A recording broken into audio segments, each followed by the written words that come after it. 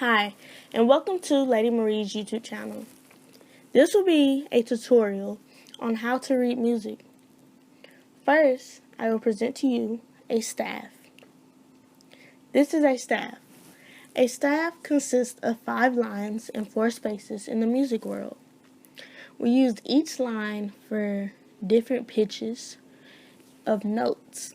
They can go above the staff and below the staff. Each line in each treble clef or bass clef is assigned a letter between A through G.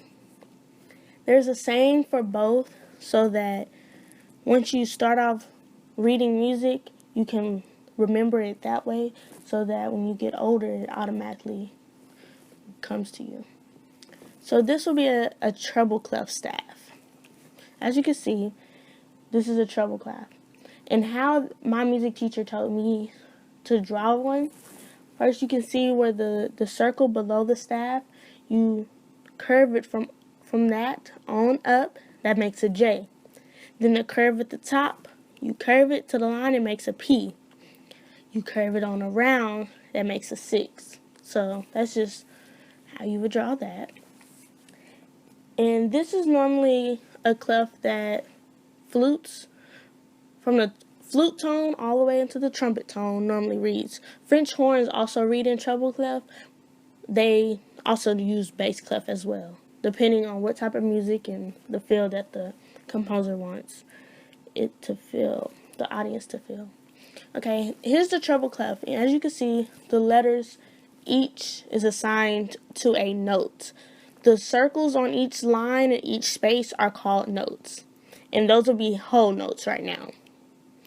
And for the lines, you use the letters E for the first one, G for the second one, B for the third one, D for the fourth one, and F for the fifth one. And you read music from the bottom on up. So you wouldn't start at the top line. You would start at the bottom line, if that makes sense. For the spaces, you will spell face from the bottom line, from the bottom space to the top. And it's kind of getting off of me because I automatically read the music from the bottom to the top. But if you're not familiar with these things, I will have to show you. So the saying for the lines is every good boy does fine. We take the first letter of each word, and that will consist with what the line is. Face doesn't have the same because it spells a word. So if you remember face, you'll understand it. This will be just how you would go from the bottom note to the top. And as you can see, we just start the letters over and over. A, B, C, D, E, F, G. A, B, C, D, E, F, G, and so on and so forth. This is a bass clef staff. When you draw the bass clef, you have to make sure it is positioned the same way. It is positioned right here. It starts on the second top line and it curves on down. And you see that the 2 dots have to be in between that line. The line has to be between those 2 dots. This is the letters that are assigned to the lines and the spaces. For the bass clef from the lines, you start from the bottom up. G, B, D, F, and A. For the spaces, you will use the letters A, C, and G. And the spaces don't make a word just like the treble clef. So there will be a saying for that one, and I will show you that in just a second. This is a saying for the bass clef. Good boys do fine always. It's just a twist on the treble clef saying. So you take the first letters of each word and position them on the lines, and that will give you on how to read the lines in bass clef. For the space, like I said, it's not a word. It has a saying.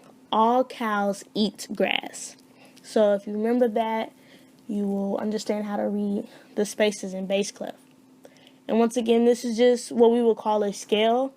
This is the from the bottom, the lowest notes in bass clef to the highest. Actually, there's lower notes and there are higher notes, but for this purpose only, these are the ranges. And let's have a review. For the treble clef is every good boy does fine. So you have E, G, B, D, and F. For the spaces, you spell the word face. For the lines in bass clef, it's good boys do fine always. But right here on this picture, it has a different saying, and you can actually make your own as long as you remember what letters go where. And for the spaces, you have all cows eat grass, which is A, C, E, and G. I hope you kind of understand how to read the basics right now from this tutorial, and thank you for watching.